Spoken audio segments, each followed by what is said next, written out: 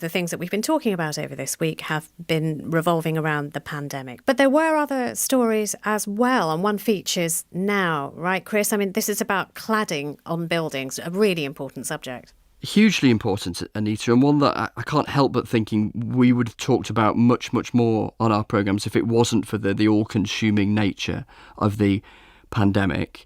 Rowena in East London came on Any Questions back in January to talk about her situation, the cladding on her flat.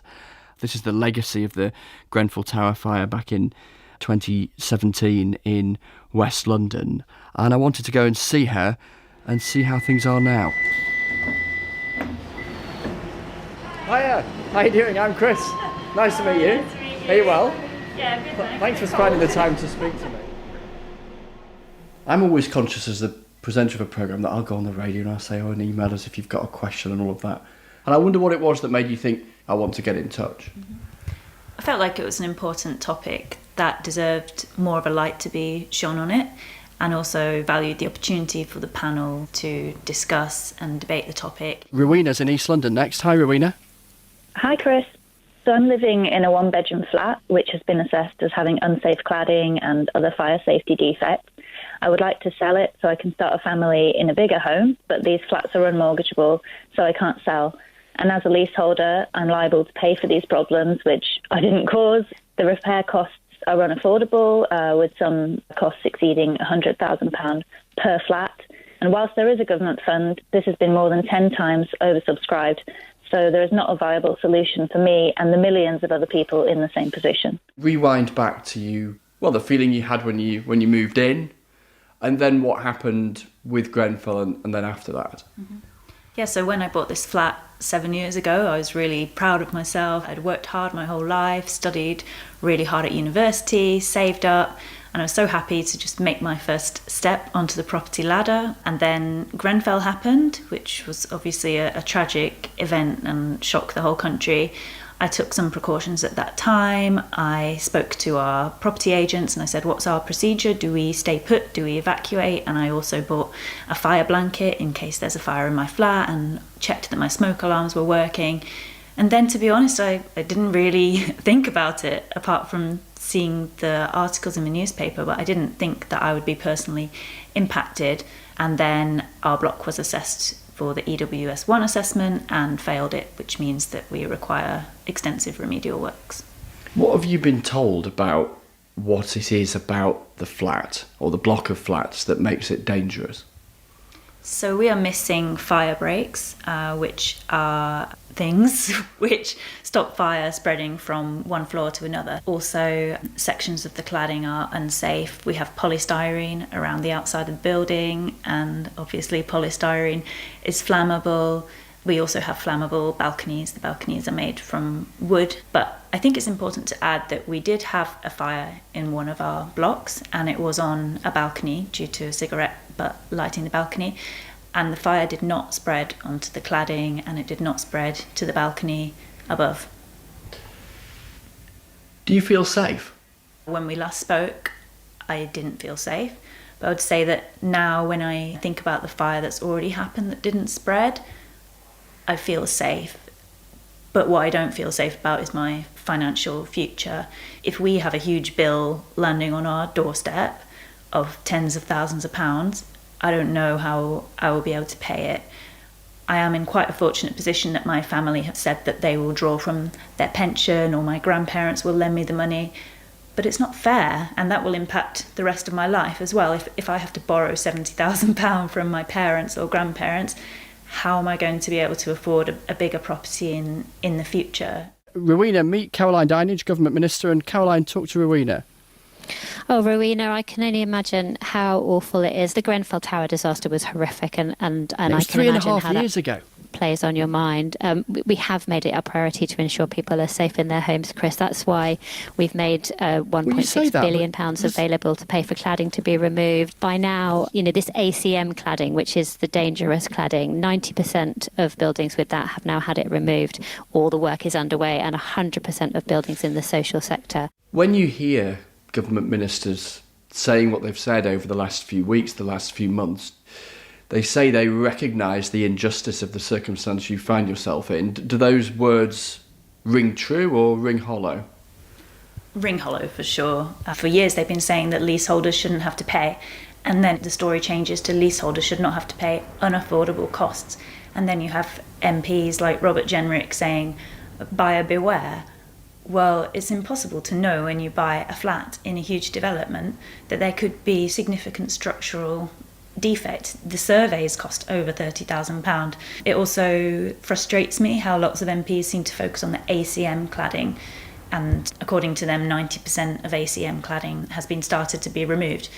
But that's just a small proportion of fire safety defects and cladding as a whole, and it's not necessarily any worse than other types of cladding. It's just that sadly was the cladding that was on Grenfell.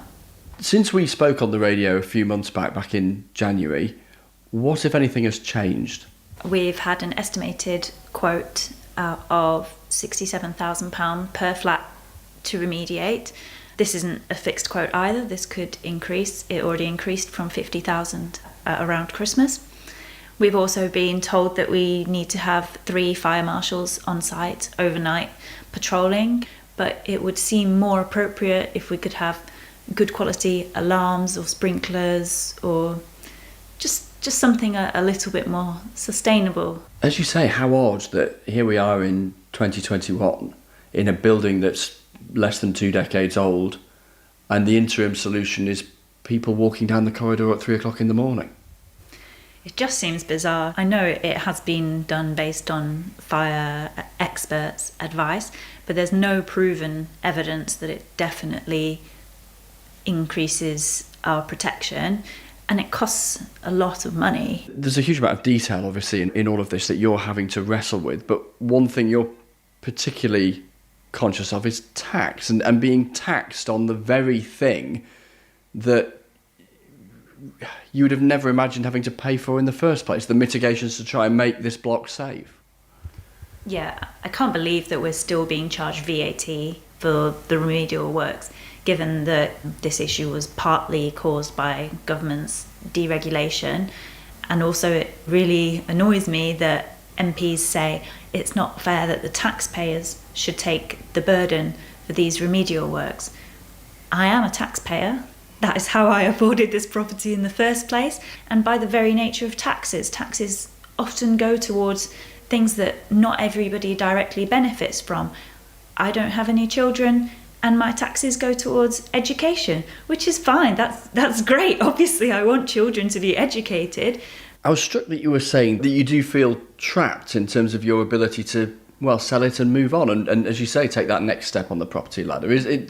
That must be it's a horrible feeling, I guess.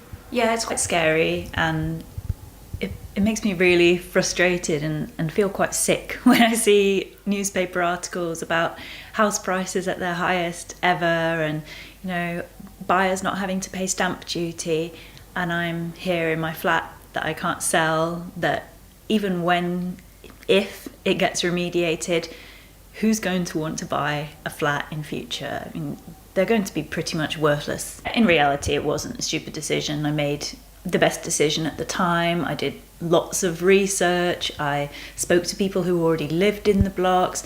Flats in London are expensive anyway, so I was limited with where I could buy, but I love the area that I live in, and my neighbours are all very friendly. And in fact, although there's been many, many downsides of the cladding crisis, this has helped me to connect with some of my neighbours, which is a plus side. I'd rather that we'd have all stayed as we were without cladding issues, but at least there's one small benefit of the cladding crisis. Have you been given any sense of a timescale about when this might be sorted out?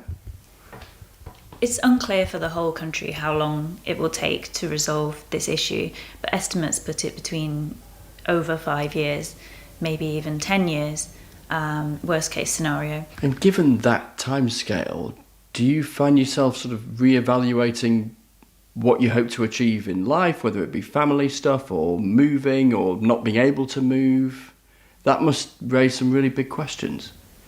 Definitely. This is something I've thought about a lot and talked to my partner about a lot. And ideally we would have sold this property and bought a bigger one to live in. but we've come to the conclusion that we would have to rent this property out and rent somewhere else. And when I think about it, it does get me quite down, to be honest. Some of the MPs have suggested that we might want to call Samaritans to feel better about it, which I don't really think is a sensible solution. How do you, day to day, week to week, manage this reality that you're confronting? So I'd say that overall it's just very overwhelming if I let myself think about it. So I try to block it out where I can.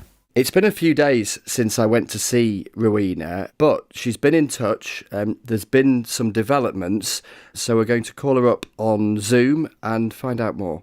Tell me what's happened since we met. So last Friday there was a fire in a block a few miles away from us, which obviously made me quite scared, and I think provided a stark reminder to everyone that this fire safety issue needs a solution now. So I found out about the fire on social media. The pictures were really scary. I think it was very lucky that the fire wasn't a lot worse, and really demonstrates how easy fire and smoke can spread in such a tall building. Fortunately, the fire brigade responded really quickly, I think within 4 minutes of the first call that they received. But it's very fortunate that nobody was seriously injured. When we spoke a few days ago, I was struck that whilst you're incredibly frustrated and angry about the situation at the moment as far as your flat is concerned, you told me you didn't feel unsafe where you're living. Does this change things? Yes, Chris, I'm definitely more scared now. I'm looking into getting fire masks so that we can wear them in the event that we need to get out in a fire, researching whether we should get a fire ladder. And I think this whole situation as well casts doubt over the usefulness of Waking Watch, because many residents in that block heard about the fire from their neighbours banging on their door or via social media. So why are we paying for Waking Watch? Gosh, Chris, I mean, that just goes to show, doesn't it, how quickly a situation can change. Yeah, the reality is ever present for Rowena of being trapped in a flat that she's unable to sell, having been reconciled to live with the danger, and then all of that changes with the outbreak of that fire down the road. And just a couple of days ago, Anita, in the Queen's speech, that the government saying that it'll have a building safety regulator for England soon established in law.